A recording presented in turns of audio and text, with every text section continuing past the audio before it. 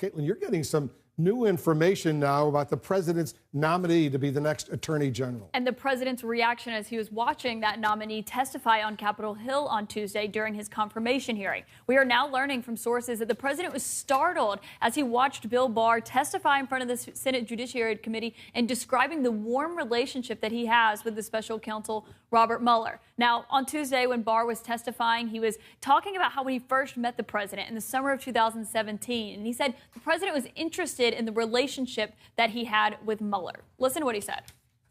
The president wanted to know, he said, "Oh, you know Bob Mueller. How well do you know Bob Mueller?" And I told him how well I knew Bob Mueller and how, the Barrs and Muellers were good friends and would be good friends when this is all over. So, Wolf, he says there that the president was interested in that relationship, but later he goes on to describe what a relationship they've had and how it's spanned for decades. And we're told that those details actually caught the president off guard and that he bristled as he watched Bill Barr speak so favorably of Robert Mueller, even referring to him on a first-name basis multiple times.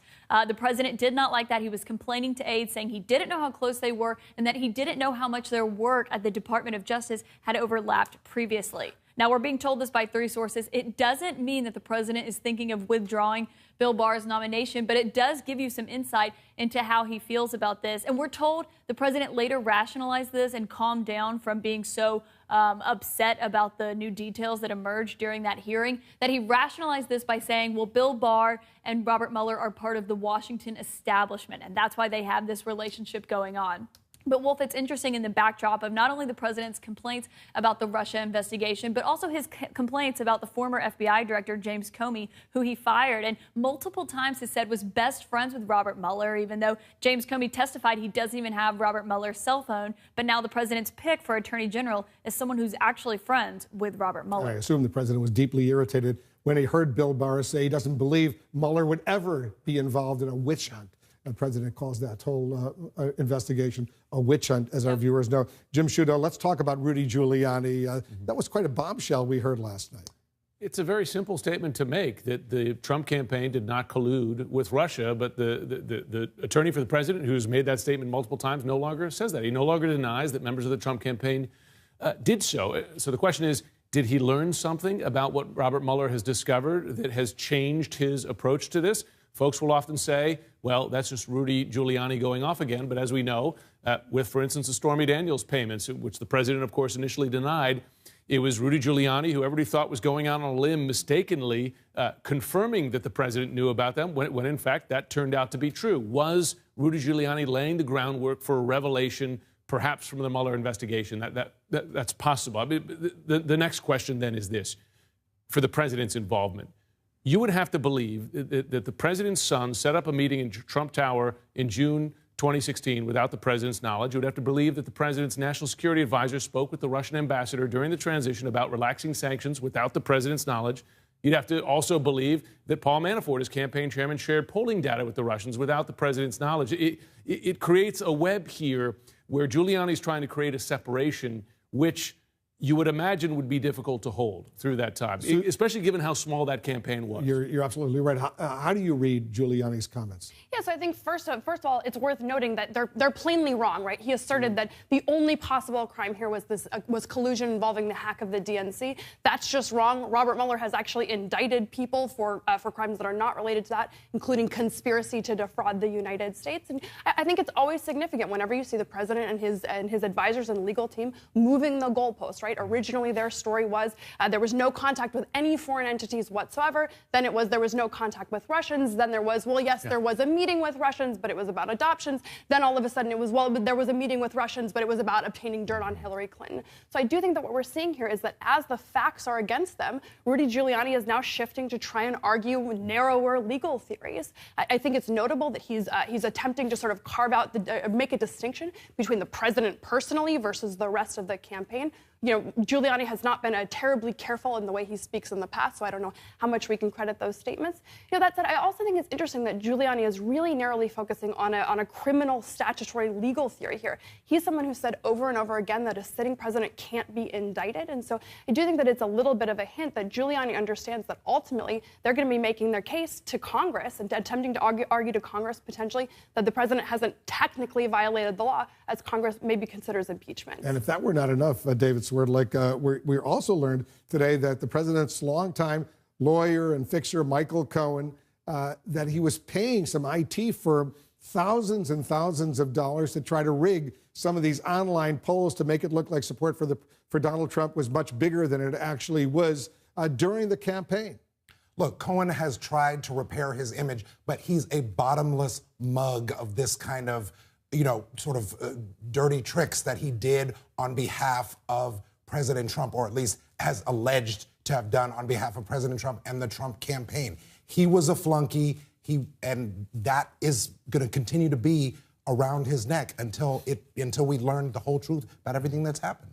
Yeah, you wanted to weigh in on that? Well, listen, look at what he admitted to, and he implicated the president in if not a crime, in a massive dirty trick, faking the polls. Of course, this was a president who claimed the polls were all rigged. When you have his fixer and lawyer here saying that they paid money to rig the polls, and in a way that is right out of a mob story. A paper bag full of money and boxing glove as payoff? It's also part of the theme of the president's campaign being about tricking the American people into electing him president. But it also shows how much of this, a lot of this, Michael Cohen, since he has pleaded guilty, has tied so many of his actions back to the president. But in this story, one of the more bizarre details was that he paid someone to create a Twitter account, Women for Michael Cohen, that said flattering things about his looks.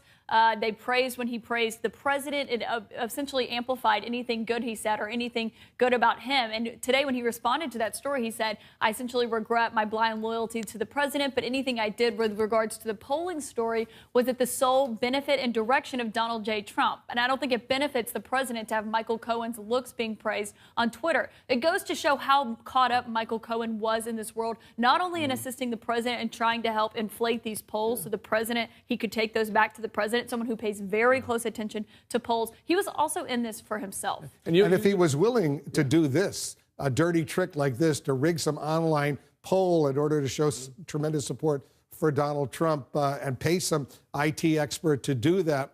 By the way, it's one of the reasons CNN does not appreciate these online polls. We're worried about them all the time. But if he's willing to do this, what else might he be willing to do? Pay off a porn star, right? With a lot of money and break campaign finance law and plead guilty to that crime and implicate the president. I mean, we know that.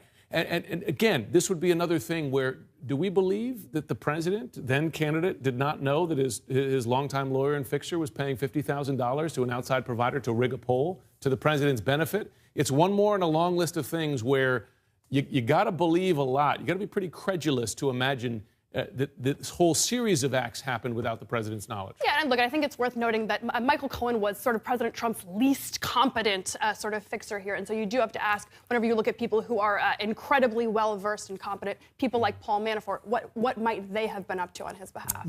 Seth Meyers, the late-night comedy host, he had some fun with the president last night. Listen to this, and it's very, very cute. Listen to this. The FBI was investigating whether Trump was working for the Russians. I mean, what tipped them off?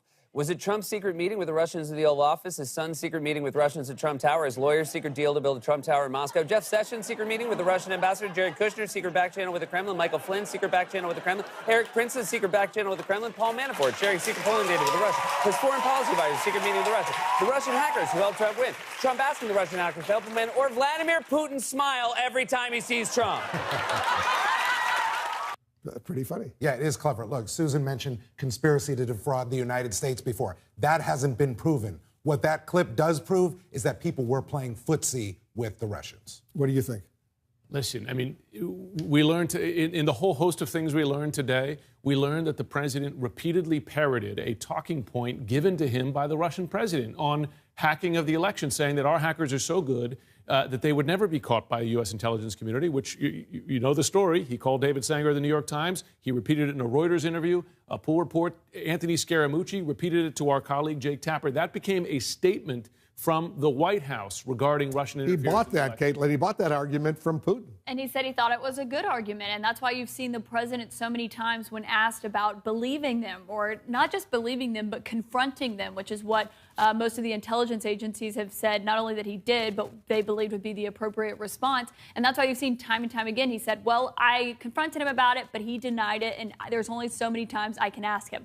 That's why you saw what we saw in Helsinki when you witnessed the president standing next to him on stage, essentially not confronting him at all for it, saying he didn't see why it would be Russia, and then the next day trying to clean it up, even though there's not really much cleaning that up. Clearly, the president right now is not good reporting on Bill Barr, the attorney general nominee, but he was clearly not happy. We saw him earlier today at the Pentagon. He was pretty angry about what's going on.